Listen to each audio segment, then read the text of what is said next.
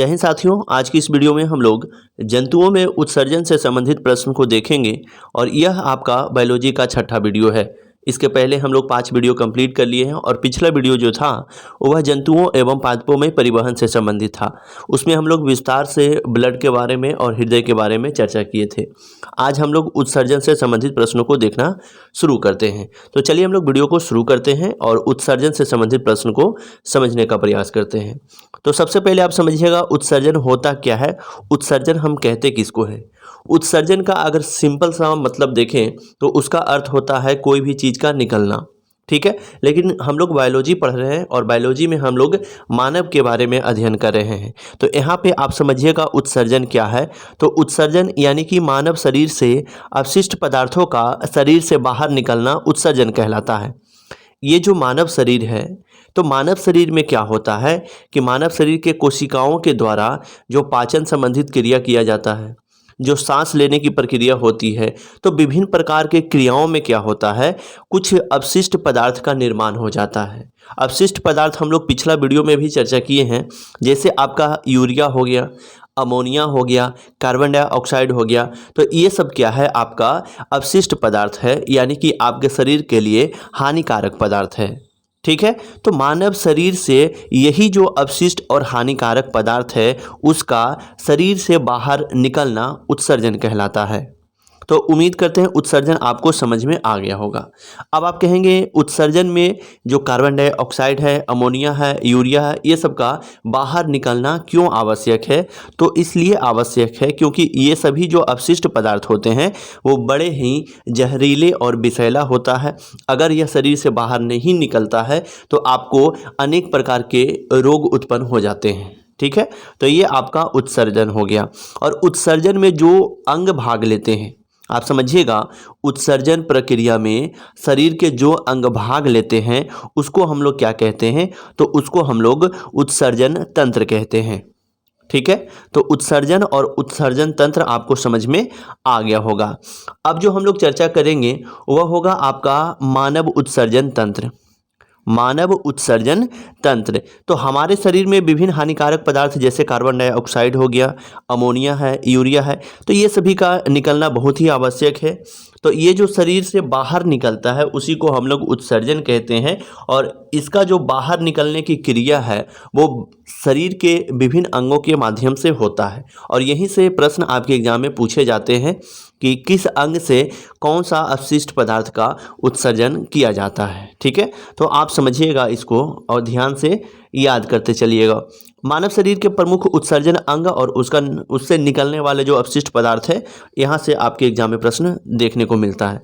तो ध्यान दीजिएगा कि मानव उत्सर्जी अंग जो पहला अंग है उसका नाम है किडनी, जिसको हिंदी में हम लोग वृक्क भी कहते हैं। तो वृक्क से किसका उत्सर्जन होता है, तो आपका आंसर होगा कि वृक्क से यूरिन का उत्सर्जन होता है। यूरिन यानी कि पेशाब का उत्सर्जन होता है, ठीक है। क्योंकि किडनी जो है वहीं पे आपका जो यूरिन का जो छानने का काम होता है, जो निर्माण का कार्य होता है, वो आपका किडनी में ही होता है। तो यूरिन क्या है, आपके शरीर के लिए एक अपशिष्ट पदार्थ है, तो उसका निकलना अनिवार्य है। तो ये आपके शरीर से किसके माध्यम से होकर बाहर उत्सर्जन होगा, तो ये आपका किडनी में उत्पादन होता है और किडनी से ये आपका मूत्राशय तक जमा हो जाएगा और मूत्राशय से आपका मूत्र नली के द्वारा इसका उत्सर्जन हो जाता है। अगर अन्य उत्सर्जी अंग को देखेंगे तो दूसरा आपका त्वचा है। त्वचा से आपका उत्सर्जन होने वाला जो पदार्थ है उसका नाम पसीना है। लीवर से किसका उत्सर्जन होता है, तो लीवर से आपका यूरिया और दूसरा है आपका पीतरस का निर्माण होता है, पीतरस का उत्सर्जन होता है। हालांकि हम लोग पिछला वीडियो में लीवर यानी कि यकृत के बारे में डिटेल में चर्चा किए हैं कि यकृत का कार्य क्या होता है, इसका वजन कितना होता है और यह किस प्रकार की संरचना इसमें पाई जाती है। तो अभी ध्यान में रखना है आपको कि किडनी के द्वारा यूरिन का उत्सर्जन होता है, त्वचा के माध्यम से पसीना का उत्सर्जन होता है, लीवर से यूरिया और पीतरस का उत्सर्जन होता है। वहीं फेफड़ा से बात करेंगे तो कार्बन डाइऑक्साइड और जलवाष्प का निर्माण जो आपका उत्सर्जन है कहाँ से होता है, तो ये आपका फेफड़ा से ही होता है। जबकि बड़ी आंत से क्या होता है, आपका अवशेष पदार्थ का निष्कासन किया जाता है। अवशेष पदार्थ कहने का मतलब ये हुआ कि जो बिना पचा हुआ भोजन है या फिर पचने के बाद जो शेष भोजन बच जाता है वो कहाँ से निष्कासित कर दिया जाता है, तो बड़ी दांत से गुदा के माध्यम से इसका निष्कासन कर दिया जाता है। तो ये आपके लिए महत्वपूर्ण है, यहाँ पे ध्यान में रखेंगे कि मानव के जो प्रमुख उत्सर्जन अंग है, पहले उसको ध्यान रखेंगे कि किडनी क्या है, मानव का उत्सर्जन अंग है। इसके माध्यम से यूरिन का उत्सर्जन होगा। दूसरा जो उत्सर्जन अंग है वो आपका त्वचा है, त्वचा से पसीना निकलता है। तीसरा आपका लीवर यानी कि यकृत है। चौथा आपका फेफड़ा है और पांचवा आपका बड़ी आंत है। और ये सभी के सभी क्या है, आपका मानव शरीर के प्रमुख उत्सर्जन अंग हैं। ठीक है, हमेशा आप ध्यान में रखेंगे उत्सर्जन क्या होता है मानव शरीर में, तो जितने भी हानिकारक चीज़ है उसका बाहर निकलना ही उत्सर्जन कहलाता है। तो जो आपका उत्सर्जन अंग में जो पहला और प्रमुख है उसका नाम है किडनी यानी कि ब्रिक। और ब्रिक से किस प्रकार के प्रश्न आपके एग्जाम में पूछे जाते हैं उस पर हम लोग चर्चा करेंगे। तो सबसे पहले आपको ध्यान में रखना है कि ब्रिक यानी कि किडनी क्या होता है कि यह मनुष्य में जोड़ी में पाया जाता है, यानी कि एक जोड़ी पाया जाता है। कई बार आपके एग्जाम में प्रश्न इस प्रकार से भी पूछे जाते हैं कि इनमें से मनुष्य का कौन सा अंग एक जोड़ी या फिर जोड़ी में नहीं पाया जाता है या फिर जोड़ी में पाया जाता है। तो किडनी क्या होता है, मनुष्य के शरीर में एक जोड़ी पाई जाती है। अगर इसका आकार की बात करें तो किडनी का आकार आपका सेम का जो बीज होता है, सेम जो आपका बीज होता है दलहन, ठीक उसी के समान होता है। ये अगर देखेंगे तो कुछ इस प्रकार से आपको किडनी नज़र आएगा। ठीक है, तो सेम के बीज का आकार होता है इसका। और इसकी आंतरिक सतह को अगर आप देखेंगे तो ये अवतल होता है। ये क्या है, इसका आंतरिक सतह है। और यह किस प्रकार का दर्पण को दर्शाता है, तो अवतल है। जबकि जो बाहरी सतह है, ये जो आपका बाहरी सतह है, यह कैसा है, तो यह आपका उत्तल है। ठीक है, किडनी का जो आकार होता है वह सेम के बीज का आकार का होता है। और सेम के बीज के आकार को आप देखेंगे तो ये जो अंदर में धंसा हुआ भाग है वह अवतल भाग होगा, यानी कि किडनी का आंतरिक भाग अवतल होता है, जिसे हम लोग क्या कहते हैं, तो उसको हम लोग हाइलम के नाम से जानते हैं। और यह प्रश्न आपके एग्जाम में पूछा हुआ है कि किडनी के आंतरिक भाग को किस नाम से जाना जाता है, तो उसका नाम है हाइलम। जबकि किडनी का जो बाहरी भाग है, जो ये वाला भाग है, ये कैसा है, तो आप कहेंगे उत्तल है। और ये जो बाहरी भाग होता है, ये जो बाहरी आवरण है, उसको हम लोग पेरिटोनियम के नाम से जानते हैं। ठीक है, तो आंतरिक और बाहरी कैसा होता है और उसे हम किस नाम से जानते हैं, उम्मीद करते हैं ये प्रश्न आपको समझ में आया होगा। अगर किडनी की वजन की बात करेंगे तो किडनी का वजन मात्र 150 ग्राम होता है, 150 ग्राम।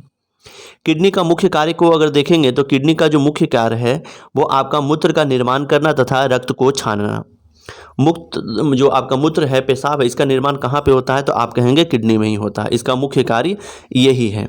जबकि मूत्र के स्रावन को डाईयूरेटिक औषधि द्वारा बढ़ाया जाता है। और ये प्रश्न एग्जाम में पूछा हुआ है कि मूत्र के स्राव को किस औषधि के द्वारा बढ़ाया जाता है, तो उसका नाम है डाईयूरेटिक।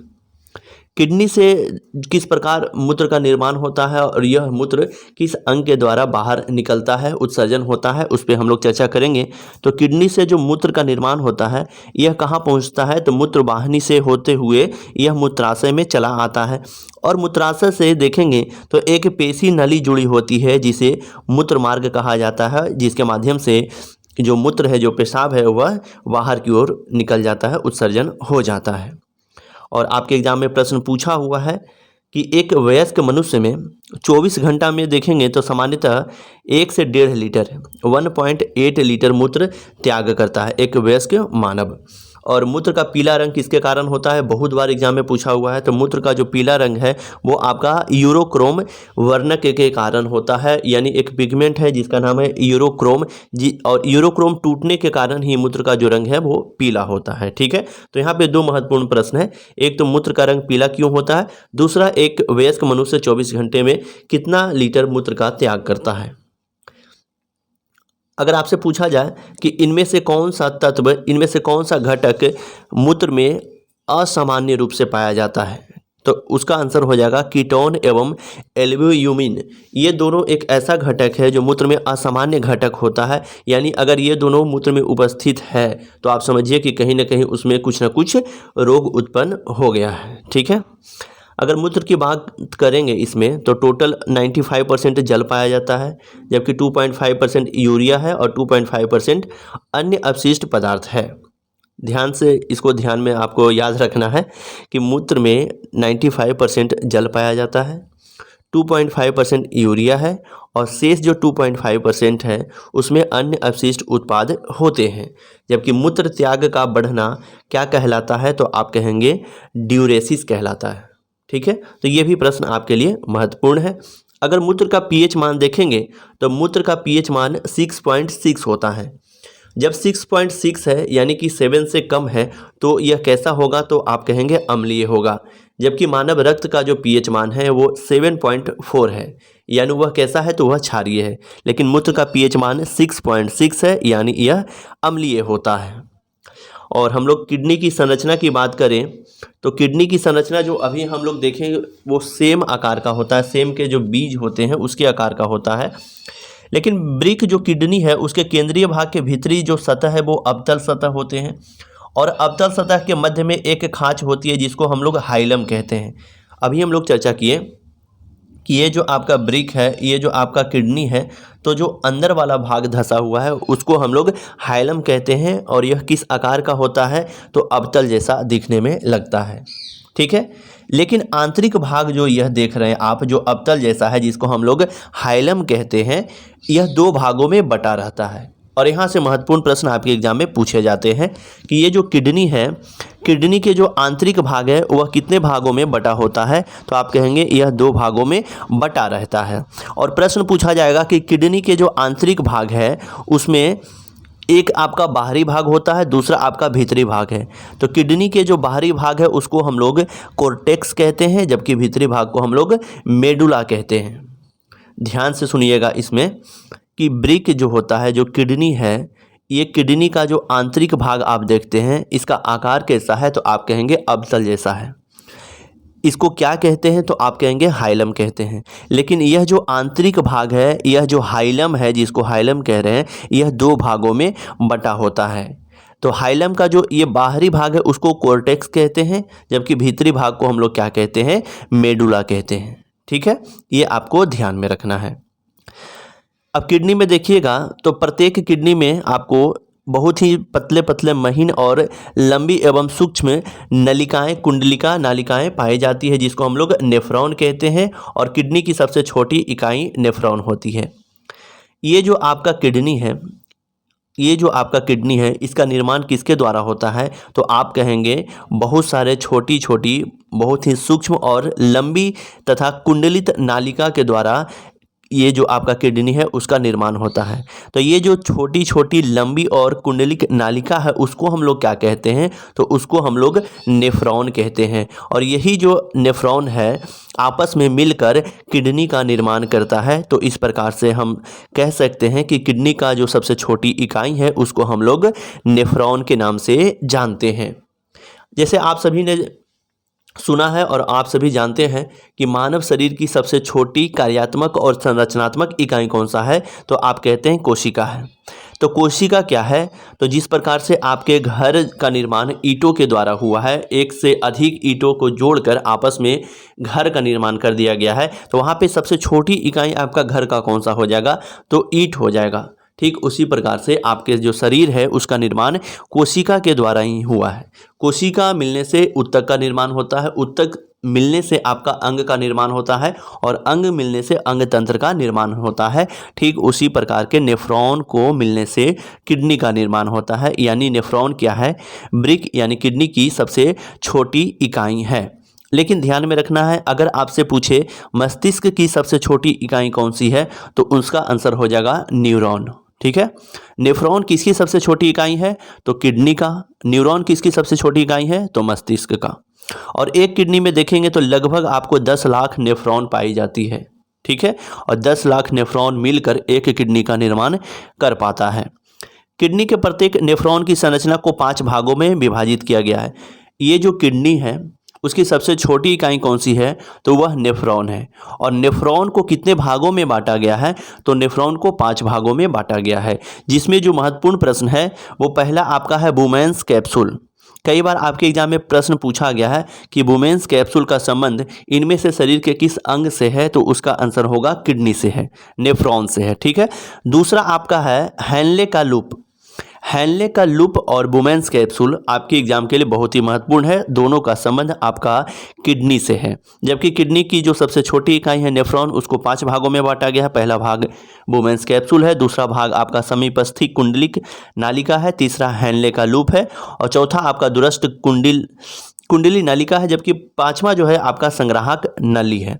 लेकिन यहाँ पे केवल 2 आपको ध्यान में रखना है, बुमेन्स कैप्सूल और हैनले का लूप। दोनों का संबंध आपको किडनी के नेफ्रॉन से है। किडनी में जो नेफ्रॉन है उसका जो अगला भाग है उसी को हम लोग वोमेन्स कैप्सूल कहते हैं। अगर वोमेन्स कैप्सूल को आप देखना चाहें तो उसकी संरचना किसके समान होता है, तो कप प्याला के समान होता है। ठीक है, तो इतना आपको ध्यान में रखना है कि किडनी में नेफ्रॉन जो होता है उसके जो आगे का हिस्सा है उसको हम लोग वोमेन्स कैप्सूल कहते हैं। किडनी में अगर पूछा जाए कि किडनी में प्रति मिनट हर एक मिनट कितना ब्लड गुजरता है, तो किडनी से प्रति मिनट 12 से 1500 ml रक्त गुजरता है। और ये प्रश्न एसएससी में पूछा हुआ है। हालांकि कई जगह और भी पूछा हुआ है। तो अभी जो हम क्वेश्चन बैंक देख रहे थे तो वहाँ पे ये प्रश्न एसएससी का पूछा हुआ है। तो किडनी से प्रति मिनट 1200 से 1500 ml रक्त गुजरता है। जब मूत्र में ग्लूकोज की मात्रा ज़्यादा हो तो इस स्थिति को क्या कहते हैं, गायकोसूरिया कहते हैं। गायकोसूरिया क्या होता है, तो इसमें क्या होता है कि आपका जो मूत्र है उसमें ग्लूकोज की मात्रा अधिक हो जाती है। ठीक है, इसमें ग्लूकोज की मात्रा अधिक हो जाती है, जिसको हम लोग क्या कहते हैं, गायकोसूरिया कहते हैं। और अगर आपके ब्लड में ग्लूकोज की मात्रा अधिक हो जाए तो उसको हम लोग क्या कहते हैं, कमेंट बॉक्स में आप कमेंट कीजिएगा। हालांकि हम लोग इस पर वीडियो बना चुके हैं, पहले ही हम लोग चर्चा कर चुके हैं। तो अगर ब्लड में ज़्यादा है ग्लूकोज तो उसको हम लोग कहते हैं कि ये आपका शुगर है, यानी कि डायबिटीज रोग है। शुगर में क्या होता है कि ब्लड में ग्लूकोज की मात्रा अधिक हो जाती है और वहाँ पे इंसुलिन की मात्रा कम हो जाती है। इसलिए डायबिटीज जो पेशेंट है उसको इंसुलिन का इंजेक्शन दिया जाता है। लेकिन मूत्र में जो ग्लूकोज की मात्रा अगर बढ़ जाए तो उस रोग को हम क्या कहते हैं, तो गायकोसूरिया के नाम से जानते हैं। ठीक है, अब मूत्र में रुधिर कोशिका यानी आरबीसी, डब्ल्यूबीसी, अगर रुधिर कणिका आपके मूत्र में पाया जाता है तो इसका मतलब है कि वह कौन सा रोग में गिना जाएगा, तो उसको हम लोग हेमेटूरिया भी कहते हैं। मूत्र में अगर रुधिर कोशिका आरबीसी और डब्ल्यूबीसी है तो इसका मतलब हुआ कि हेमोटोरिया नामक रोग हो गया है। जबकि मूत्र में ग्लूकोज अधिक है तो इसको हम लोग कहते हैं गायकोसूरिया। ठीक है, तो ये दोनों प्रश्न आपको समझ में आया होगा।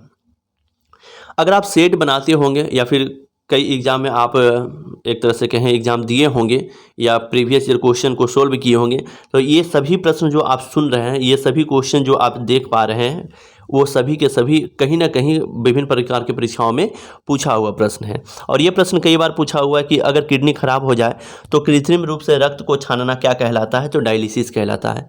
आप बाबा प्रेमानंद महाराज जी को हर कोई भारत में जानता है। तो उनका जो डायलिसिस प्रोसेस है वो क्या होता है, उनका जो किडनी है वो ख़राब हो चुका है तो उनको कृत्रिम रूप से रक्त को छानना होता है। और यह प्रक्रिया क्या कहलाता है, तो यह प्रक्रिया डायलिसिस कहलाता है। लेकिन नोट करेंगे कि अगर हृदय खराब हो गया है तो उसके लिए हम लोग पेसमेकर का उपयोग करते हैं। देखिए, प्रश्न को समझना सबसे बड़ी चीज़ है। आप तो पढ़ने के लिए किताब आपके पास बहुत सारा है, बहुत सारे टीचर भी हैं, लेकिन आपको समझना ये ज़रूरी है कि अगर आपसे पूछ ले कि मूत्र में ग्लूकोज की मात्रा अधिक हो जाए तो उसको क्या कहते हैं, अगर आपसे पूछ ले कि ब्लड में आपका ग्लूकोज की मात्रा अधिक हो जाए तो उसको क्या कहते हैं, अगर आपसे पूछ ले कि नेफ्रॉन किसकी इकाई है, न्यूरॉन किसकी इकाई है, तो ये सब क्या है, आपस में एक दूसरे से मिलता जुलता देखने में लगता है, लेकिन सभी का जो आंसर है वो अलग अलग है। तो इसलिए मेरा प्रयास है कि जो भी प्रश्न एक दूसरे से मिलता हुआ या कन्फ्यूजन जैसा लगता हो उसको वहीं पे नोट कर दिया गया है। ठीक उसी प्रकार से आपको डायलिसिस और पेसमेकर भी ध्यान रखना है कि डायलिसिस कब यूज किया जाता है, कब यह कहलाता है, जब किडनी खराब हो जाता है तो कृत्रिम रूप से ब्लड को छानना, साफ करना डायलिसिस कहलाता है। लेकिन हृदय खराब होता है तो वहाँ पे पेसमेकर यूज किया जाता है। उसी तरह नेफ्रॉन क्या है, किडनी की सबसे छोटी इकाई है। न्यूरॉन क्या है, तो ये मस्तिष्क की सबसे छोटी इकाई है। ब्लड में अगर ज़्यादा हो जाता है ग्लूकोज की मात्रा तो इसको हम लोग ब्लड शुगर कहते हैं, जिसको हम लोग डायबिटीज के नाम से भी जानते हैं। तो ये सभी के सभी विभिन्न परीक्षाओं में पूछा हुआ प्रश्न है और लगातार आपके एग्जाम के लिए महत्वपूर्ण है। और लगातार इसमें देखेंगे तो क्वेश्चन आसान है लेकिन कन्फ्यूजन होता है एक जैसा लगने के कारण, तो इसलिए आप इसको ध्यान से याद करेंगे। अब हम लोग मानव के अलावे देखते हैं कि विभिन्न जंतुओं में उत्सर्जी अंग कौन सा है। और यहाँ से भी लगातार आपके एग्जाम में प्रश्न पूछे गए हैं कि जलीय जंतु जैसे मछली हो गया, अमीबा है और हाइड्रा है। अमीबा, मछली और हाइड्रा, इन सभी जलीय जंतु में जो आपका अपशिष्ट पदार्थ होता है उसे क्या कहते हैं, तो वो आपका अमोनिया होता है। ठीक है, अमोनिया अपशिष्ट पदार्थ के रूप में किससे निकलता है, तो मछली से, अमीबा से और हाइड्रा से। अगर आपसे पूछे कि केचुआ, मेढक और स्तनधारी से अपशिष्ट पदार्थ के रूप में क्या निकलता है, तो वो आपका यूरिया हो जाएगा। सरीसृप हो गया, कीट है और पक्षी है। पक्षी वाला क्वेश्चन कई बार पूछा गया है कि पक्षी से निकलने वाले जो अपशिष्ट पदार्थ है उसको क्या कहते हैं, तो वो आपका यूरिक एसिड होता है, यूरिक एसिड होता है। ठीक है, जबकि किडनी का अध्ययन क्या कहलाता है, तो नेफ्रोलॉजी कहलाता है। हृदय का अध्ययन क्या कहलाता है, तो वो आपका कार्डियोलॉजी कहलाता है। रक्त का अध्ययन क्या कहलाता है, तो हेमेटोलॉजी कहलाता है। कोशिका का अध्ययन क्या कहलाता है, तो साइटोलॉजी कहलाता है।